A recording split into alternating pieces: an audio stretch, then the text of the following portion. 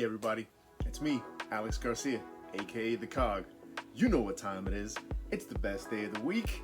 It's time for me to talk to you all about the major haul for this week. Coming at you from comicbookclique.com. As always, let's get into this great week and let's start it off with this. The end of Daniel Warren Johnson's Transformers run. Guys, Transformers number 24 by the aforementioned Daniel Warren Johnson, Jorge Corona, Mike Spicer. Guys, Daniel Warren Johnson just knows how to finish a story, right? And here he finishes a story in one of the most action-packed issues, and this issue was absolutely brutal. Optimus doing what he has to absolutely do to finally get the upper hand on Megatron. This story is just a full-on fight scene. Everything comes to a head, and just when you think Optimus is out of it, he ain't out of it. He's still in the fight. Check it out.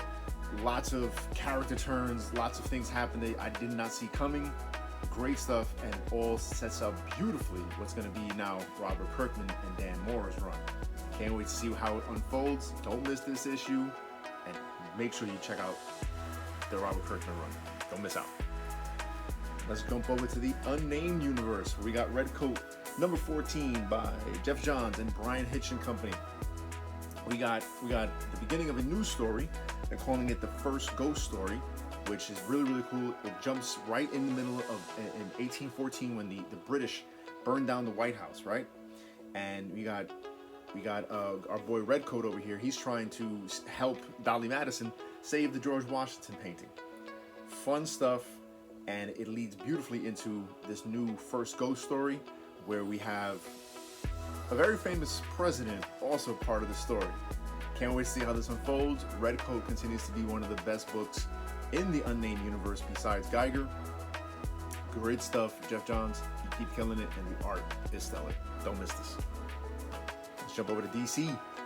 We got Absolute Batman number 12 by Nick Dragotta and Scott Snyder. And guys, just when I thought this Abomination story couldn't get any more brutal, when I thought it was starting to taper down, the way Bane has just put himself into the lore of Batman and how it is now becoming the Bane theatric story. I've always been a big fan of Bane. I always thought he was an underrated villain ever since he broke his back. I felt like at one point he got turned into a joke, but Scott Snyder is turning him not into the joke. This was a absolutely brutal issue.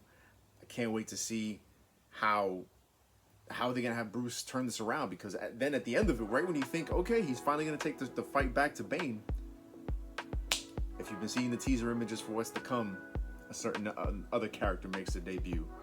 Don't miss this story, guys. If you've missed any of the issues, go back and get them, and definitely don't miss this one. It's a tearjerker. I don't want to spoil anything. It makes you really feel for Bruce. Check it out. And jumping over to Black Label, though, we got Superman, the Kryptonite Spectrum, number 2 by W. Maxwell Prince and Martin Morazzo. Sorry. Guys, this is the Ice Cream Man team continuing the story in the Black Label Superman. Completely out of continuity. Something brand new, something crazy. In this story, it seems like every issue is going to be introducing a new type of kryptonite, and in this issue, we had the first issue we had purple kryptonite show up. Now we got cobalt kryptonite, and it seems like what it does to Supes is it turns him into a kaiju. That is a problem in and of itself as it is, right? Superman just continues to grow and grow, and then Lex Luthor decides to show up and add an extra little spice to the story. Fun stuff. It really has a golden age type story feel to it, especially with some of the art. And after the first issue, I wasn't really feeling the art, but this issue is growing on me now with this story. And like I said, it has that golden age feel. I dig it, and I really liked how this all unfolded. I like how we're just thrown into this Black Label Superman universe where all the heroes are showing up. Last issue we had Batman. Now we have almost the entire Justice League show up in this issue, along with Lex Luthor. Fun stuff. Wacky, just pseudoscience craziness, and the way the issue ends is yet again, and it introduces another radiation to Superman and its interesting effects. Good stuff. W. Maxwell Prince, one of the best writers in recent years. Check out this stuff. Jump over to Dynamite. We got Thundercats, number 18 by Declan Shelby and Drew Moss, and a couple other guest artists on this also help fill in some pages. Guys, it's all boiling up. Now we have the return of Bengali, and apparently Bengali was dating Chitara before Tigra. So those two get into it, but Chitara's like, man, we ain't got time for this. We got mutants running around everywhere. We got Lion-O missing. We got this Apex Lion-O here. We got too much going on. So they try to take the fight to the mutants before the mutants can launch their next attack.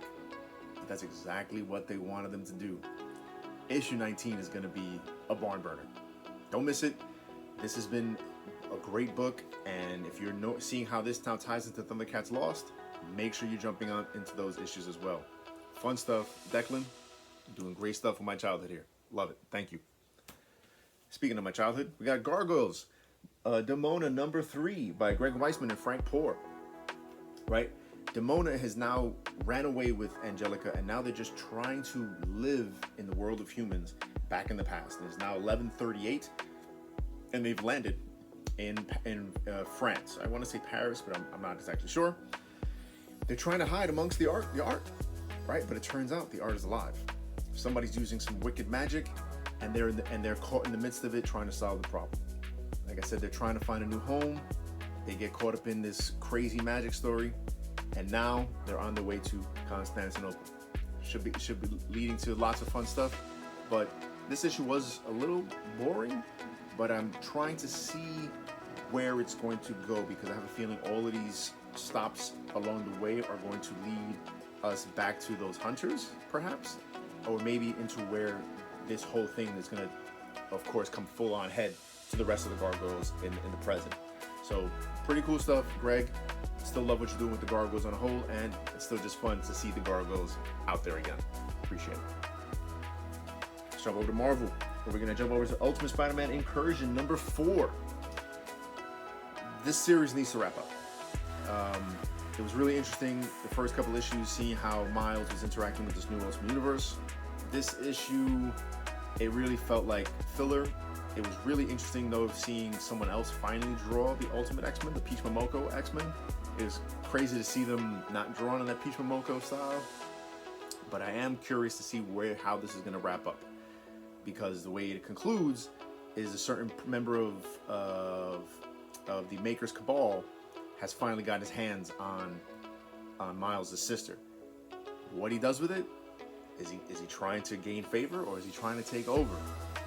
DaCosta's got big aspirations, it seems. Where is it going to take him? Who knows?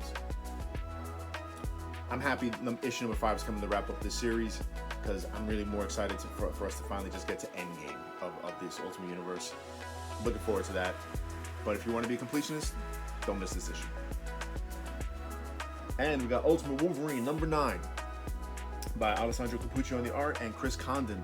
Now this was a lot of fun. I'm really enjoying the series, especially after that craziness with this Ultimate Archangel and how he just mowed down huge members of Wolverine's team. And now they've managed to commandeer a Sentinel, and they're using that Sentinel to take out the Sentinel factories. Booming issue. We got Wolverine again confronting the Doctor who mind-bended him and turned him into the Winter Soldier. The moment he lays eyes on her, he's just straight on after her. And she is also mystified with him, because she believes she can bring him back to the dark side. Craziness. But seeing that Sentinel work on the side of the mutants was a lot of fun. And I'm really looking forward to the next issue to see how this whole story with this Sentinel is going to play out. Really good stuff. Chris Condon, really enjoying your writing on this. Thank you so much. But we also have an event going on. We got One World Under Doom number 7. Finally, after taking a little bit of a 2-month hiatus, letting us breathe in exactly the revelation that Dr. Doom is using the souls of Latvians to power all his magic, which was really crazy. And now we have Reed, doing a trick that he's done before. He's learned some magic, and he's taking the fight straight to Dr. Doom. Dr. Doom's the Sorcerer Supreme, guys. I'm really hoping the end of this issue actually has ramifications. I want to see this stuff matter, because I know there are a lot of people out there who are kind of waning on One World Under Doom. But hopefully the way this issue concludes, something here is gonna matter. I can't wait for the next issue. If you're like me, don't miss out. Ryan North and RB Silva doing a good job overall on this art. I'm really enjoying it. But Captain America #3 losing me on this. Chip Zdarsky, Valeria Skitty telling the story of Captain America teaming up with the post 9/11 Captain America. I'm seeing too much Doctor Doom, and of course it's not even real Doctor Doom, it's Doombots. This issue felt all over the place. I couldn't quite follow the story. Wasn't really feeling it. Might drop it after this issue. We'll see. I think I may need to reread this issue. It was just not that great. You know, Chip, I really feel like you have a better story in you, or maybe it's coming. We shall see. But like I said, it felt very disjointed. Couldn't really get into the flow of this story, and I'm just kind of over it. So we'll see when issue 4 hits the stands if I pick it up. So, but that's what I picked up for this week, guys. There were a lot of high points in the indie books. Marvel kind of dropped the ball on a whole this week. It was lackluster. DC's killing it. So that's what I picked up, guys. Let me know if I'm wrong.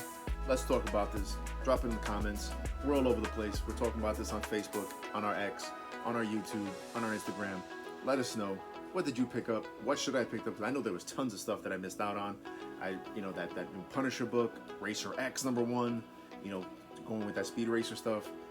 Can't quite afford everything. Inflation's killing everything, and I gotta pay for this roof over my head. So can't get them all, but that's why you gotta wait for those sales, right?